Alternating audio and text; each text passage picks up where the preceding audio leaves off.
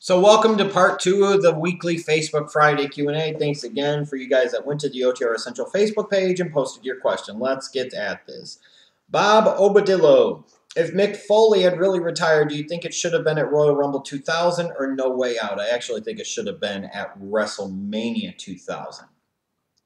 The whole storyline should have been him getting his WrestleMania moment, his WrestleMania title shot, and have that be the main event against Triple H. That's what it should have been.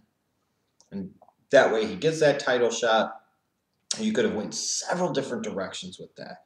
You could have had Mick Foley win the belt and retire. Some of you might not have liked it, but I think in that circumstance it might have really worked. You could have had Mick Foley lose clean. You could have had Mick Foley lose not clean. You know, there were so many possibilities of what you could have done instead of the crap that they got where it was McMahon versus McMahon versus McMahon versus McMahon, and there were just 4 dudes in the ring at WrestleMania 2000.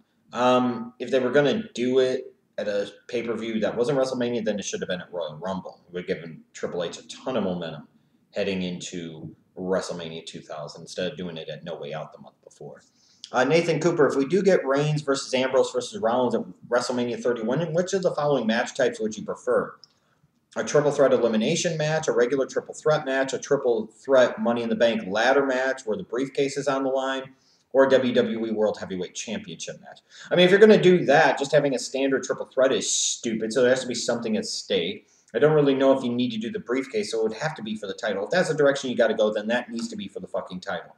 Because that would be one new guy walking in the champion at WrestleMania 31 and potentially another newer face walking out the champion at WrestleMania 31, or maybe not. But you're getting through 3 newer, fresh faces, all under the age of 30, a WrestleMania main event, when some argument could maybe be made that they deserve that spot.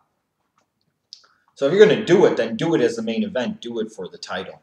Berwin Vargas, did Crime Time deserve at least one run with the tag team titles? Yeah. Why didn't they get one? You can use your imagination, Berwin. Nick Anderson, why don't you like Stephen A. Smith? I don't know if I've ever said flat out that I don't like Stephen A. Smith.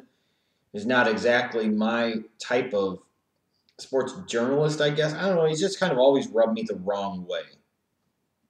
He's not Skip Bayless, but I just don't particularly like him because I think some of the things that Stephen Smith says are just naturally dumb, or Skip Bayless says them in a troll dumb way to get attention. Stephen Smith can just be dumb, period. Aaron Zach, did you watch TNA on Wednesday? No. I'm not going to go out of my way to stream it at this point in time. And I'm most certainly not going to pay a pay-per-view price basically each week to get Destination America to be able to watch TNA. TNA should figure out another way to get the product to me. I shouldn't have to go seeking it out. And that's my stand, and I'm sticking to it. Let's see here. Sean Anderson, favorite feud in the PG era? Oh, man. Maybe my favorite might be CM Punk versus Jeff Hardy. Ooh, baby. Yeah, I might have to go with Punk versus Jeff Hardy. All that fucking shit was outstanding. That'd be one that ranks right at the top of the list for sure. Let's see here. Charlie Buthka. How come the WWE Network's not on TV? I think WWE wanted to keep the revenue for themselves, and knowing that if they went with a network, it would be more of a traditional way, and maybe that wasn't the best way for them to go. I don't know if the network was the best way for them to go either. Let's see here. Tim Solomon. What elements from the Hogan and Attitude eras can WWE incorporate today? A few things. One, that is having a purpose for, most of the key players on the show. 2, having some type of attention to detail and consistency in what you do, and having a vision and direction and long-term planning in your booking. Making sure that you have unique, compelling characters of all different types on both sides of the fence, heel and face. Actually having, in the case of the Hogan era, more clearly defined baby faces and having reasons to get behind said baby faces for the fans, and more clearly defined heels, and those heels that you actually have reasons to hate for whatever different reasons. And then when it comes to, the Attitude era of that aspect, you could sit there and say having more of those guys that can kind of blur the line a little bit as well, but having those guys that have a bit of an edge. The one thing that you kind of felt with the Hogan and Attitude era is that they had, where they had credibility and legitimacy regardless of what you want to say about him. And I just don't see the WWE having that now. Irvin Griffin Jr., what's your take on the Bill Cosby situation? You can really go either way with that one. I mean, that's a lot of women to come out of the woodwork all of a sudden for there not to be more fire to that smoke. On the flip side, you wonder why it took so many years and why all of a sudden they're waiting until he's in his late 70s when this crap happened 20, 30, 40 years ago. That seems to be kind of suspicious. Gloria Allred getting involved makes it even more suspicious. But to those that sit there and say that it isn't possible, and bullshit, it's not possible. It's very possible. It could even potentially be likely. I don't know that we'll ever know until we get more evidence or more proof of one way or the other what exactly happened or did not happen. But am I putting it past Bill Cosby to have pulled that shit off? No. Could I also see where it would be stupid for a guy like Bill Cosby, who's in Bill Cosby's spot, to have done that? Yeah.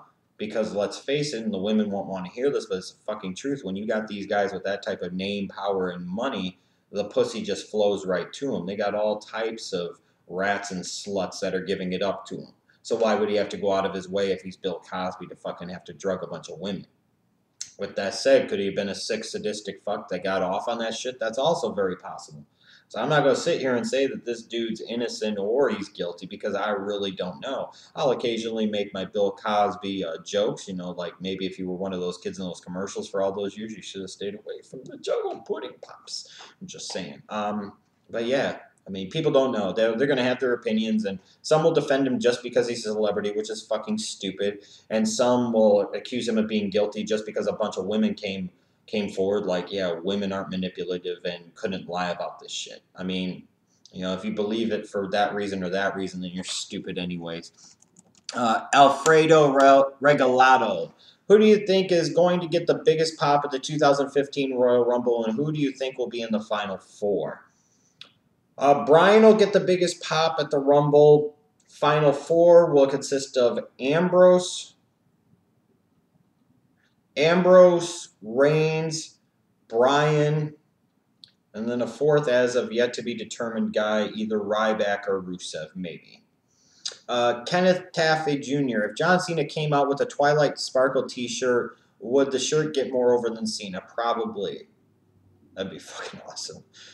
Vinny Equicoofed. Oh my god, I need to get some glasses maybe, or enlarge the print here a little bit so it's not so small on Facebook. Who do you have winning the college football national title and why? Ohio State had an impressive victory over an Alabama team that wasn't as good as Alabama's been in recent years, not quite as talented of a Bama team. Ohio State is a physical team that also has SEC-type speed, which should cause some issues for Mariota and the Oregon Ducks. Urban Meyer's a hell of a coach. There is no disputing that. But it kind of feels like it's the Oregon Ducks' year. And I guess at this point in time, I'll have to go with the Ducks. It just feels like to me that it's their year, so I'm not going to pick against that. Stephen Pennifield. Do you think Seth Rollins was only put in the world title match just so Randy Orton can return, cost him the match, and set up a match at WrestleMania 31 between those two? And if so, who should win? Oh, there's a couple different possibilities. It could have been put in there because they were afraid the crowd was just going to shit over another Lesnar-Cena match. It could be because the WWE realizes they're kind of in a pickle with the Royal Rumble and WrestleMania 31. It could be setting up for Randy Orton to come back and win the Royal Rumble. I can't believe more people aren't discussing that possibility. That's a possibility. And if you don't think that's a legitimate possibility, and if you don't think that that's been discussed and isn't an option on the table, then you're a moron. Because I assure you, it has been. I assure you.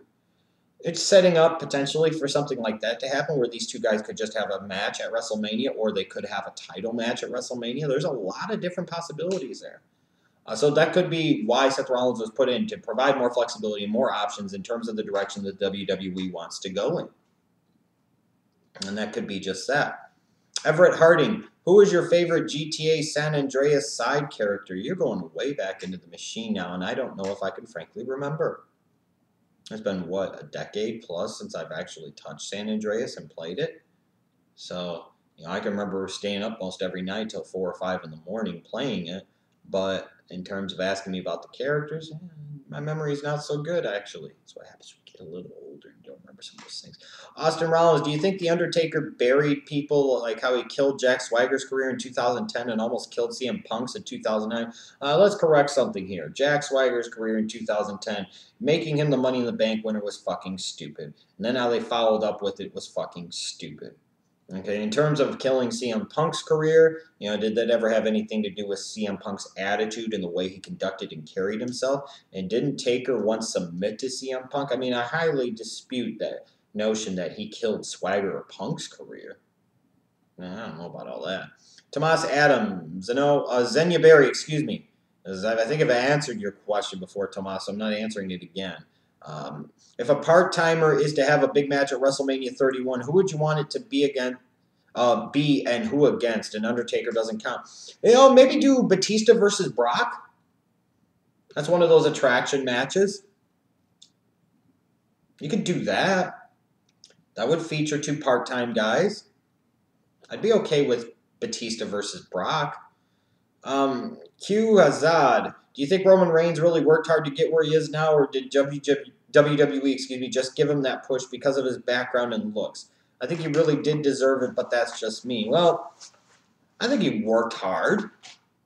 And this whole notion that he didn't work hard because maybe he didn't spend 10 fucking years in the independent scene is ridiculous. Now, has he been given certain advantages? Perhaps because of his size, because of his looks, and his pedigree and background? Yeah, there's no question. I don't dispute that either. But to sit there and try and take it away from him and say he hasn't worked hard or he doesn't deserve the spot at all and it's just being totally given to him, I dispute that notion. I think that's completely and totally ridiculous. And shame on you if you think that. Shane Delane, who's better at backstage politics, Hogan, the Clique, or the Breakfast Club? Is this really seriously a fucking question? Shay Delane. I get what you're saying with the Breakfast Club. That had Triple H and Shawn Michaels and John Cena and Randy Orton, Batista. I see the Clique. You've got Kevin Nash and Scott Hall and Shawn Michaels and Triple H, and you see all these great backstage politickers, and you're like, well, that's got to be competition. They ain't sniffing Hogan's butt cheeks when it comes to backstage politics. I promise you. There's never been a more skilled politician in the history of professional wrestling than Hulk Hogan. The only other person that can hold a candle to him from a pure politics standpoint would be Austin in the WWF.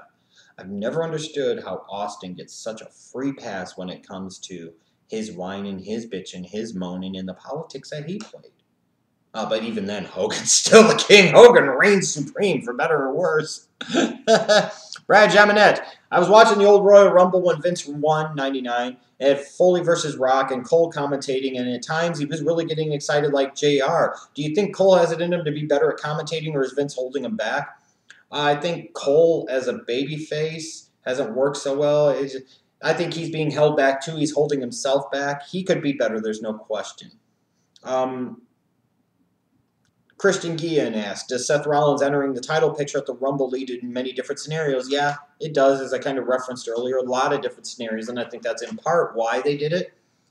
Danny Palmer, was Oregon that good, FSU that overrated, or a combination of both? Probably a combination of both. I mean, FSU was undefeated. They still went undefeated, even if it was in the ACC. But all that karma and all that good vibes and all that good luck that they had, I think eventually caught up with them en masse in that national semifinal. And perhaps Oregon was that good. Danye Todd, are the Chicago Bulls now Jimmy Butler's team? And by the way, because you are a god when it comes to sports, I was wrong, and you were 100% right, Schleg Daddy, as you always are. You were right about Melo not coming to Chicago being for the better. You're very welcome. I'm glad to see that you're back from your whole basic training and everything else, and acknowledging that the Schleg Daddy knew what the fuck he was talking about. I told you Melo would be a stupid decision. And I was right. And are they Jimmy Butler's team? You could make that argument. He's an MVP candidate right now. You can make an argument that they're Jimmy Butler's team. But in terms of soul and identity of the team, maybe that's Joakim Noah. But the guy that still could be the best player is Derrick Rose. So I'm not so sure about that just yet. Thanks to all you guys that submitted your questions for this. And thanks, Danye, for acknowledging just how wrong you were and how right I was. I appreciate that, brother. I'll be back with more Q&As on Monday. There will be other content on this channel, so stay tuned.